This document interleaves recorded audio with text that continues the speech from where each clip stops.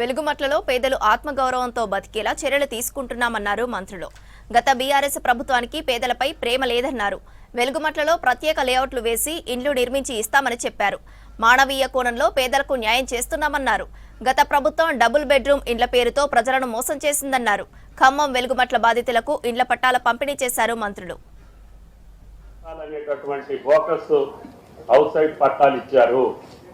ఆ భూదానం యొక్క కమిటీ నిర్మాణమే తప్పుడు కమిటీ, దానికి భూమికి సంబంధం లేదు.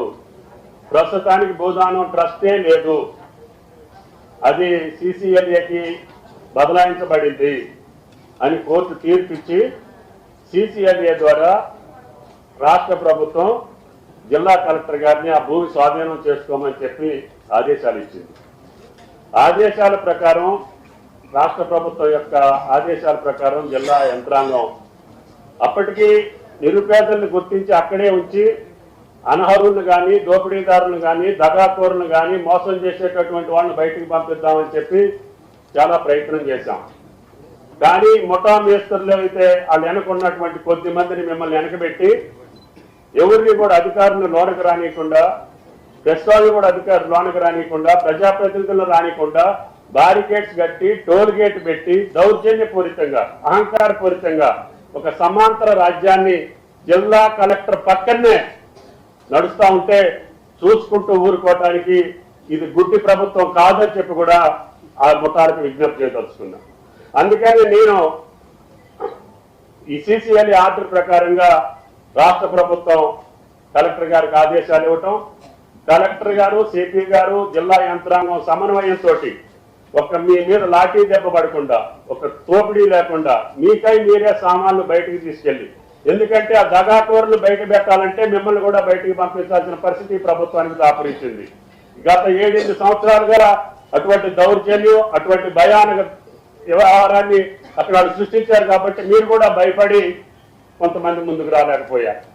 అందుకని మిమ్మల్ని రక్షించడం కోసం, ఆ యొక్క దుర్మార్గుల్ని బయటికి పంపించడం కోసం మొత్తాన్ని ఖాళీ చేసి మీ నిరుపేదలైనటువంటి నిరుపేదలకి ఆ భూదాన భూములు దక్కాలనేది రాష్ట్ర ప్రభుత్వం యొక్క ఆలోచన అని చెప్పి మీకు ఈ సందర్భంగా మనం చేస్తున్నాం.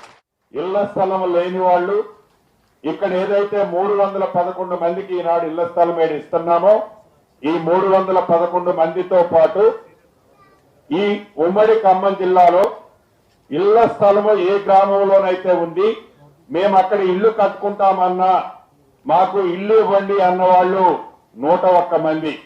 ఈ 311 101 అంటే 412 మంది. 311 మందికి ఇళ్ల స్థలము ఇల్లు ఇస్తూ వారి వారి గ్రామాల్లో ఇళ్ల స్థలం ఎవరికైతే ఉందో వారికి ఇల్లు ఇచ్చే కార్యక్రమాన్ని ఈనాడు మనం ఫైనల్ చేసుకోవటం జరిగింది.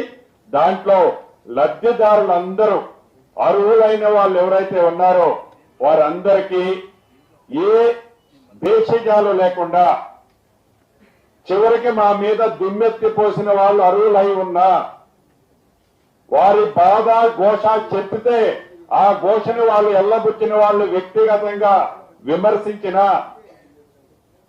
అటువంటిది మనసులో పెట్టుకోకుండా అర్హులైన ప్రతి పేదవాళ్ళకి ఈనాడు ఇళ్ల స్థలము ఇల్లు ఈ మీరెన్నుకున్న ఈ ప్రజా ప్రభుత్వం, పేదోళ్ల ప్రభుత్వం మీకు ఇస్తున్నది మనస్ఫూర్తిగా మీ అందరికీ అభినందనలు కృతజ్ఞతలు తెలియజేస్తున్నా. ఈ గడిచిన 15 రోజుల నుంచి ఏదైతే ఆనాడు 10 సంవత్సరాలు పరిపాలించిన దొరల పాలనలో ముక్కుసూటిగా ఒక్కటే ప్రశ్న అడగదలుచుకున్నాను. ఏదైతే ఈ సంఘటన జరిగిన తర్వాత ఫిబ్రవరి 24వ తారీఖు నాడు ఈ సంఘటన జరిగిన తర్వాత ప్రధాన ప్రతిపక్షమని చెప్పుకునే నాయకులు ఈ బాధితుల దగ్గరకు వచ్చి వారి ముసలి కన్నీరు, వారి ఆవేదనని మీడియాల ద్వారా నేను చూశాను.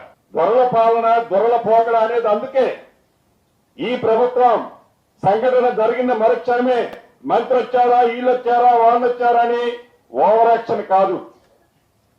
మీరేదో చెప్తే ఆడ మేము ఇవ్వటంలా, పేదోడి కష్టం ప్రత్యక్షంగా చూసిది చెల్లించే ప్రభుత్వం ఇది.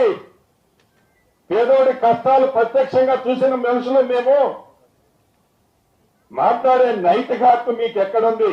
నైతిక హక్కు లేని మీరు ఒక్కరి వెలుగుమట్లలోనే కాదు, అనేక ప్రాంతాల్లో ఇంకా ప్రగతి కళలకంటూ, నేను పదే పదే ఆ పదం అన్నట్టు తప్పటంలే, ప్రగతి కళలకంటూ మా ప్రభుత్వం వస్తుంది, మేం చూస్తాం, ఏంది నీ ప్రభుత్వం వచ్చేది?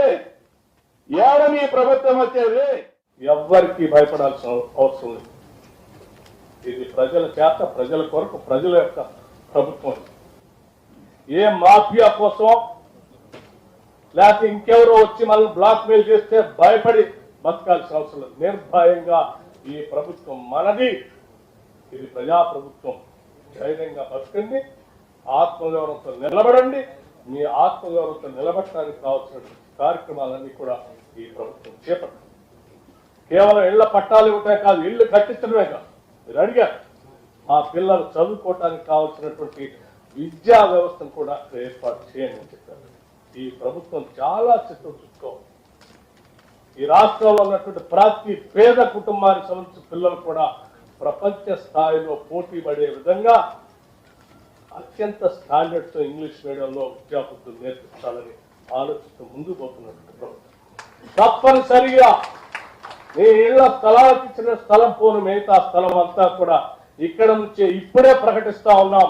మిగతా 16 ఎకరాలు కూడా పేద పిల్లలు చదువుకోవటానికి కావాల్సిన విధంగా అత్యున్నతమైనటువంటి ప్రమాణాలతో ఉండేటువంటి ఇంగ్లీష్ మీడియం స్టాండర్డ్స్ తో ఉండేటువంటి తెలంగాణ పబ్లిక్ స్కూల్స్ అక్కడ నిర్మిస్తాం.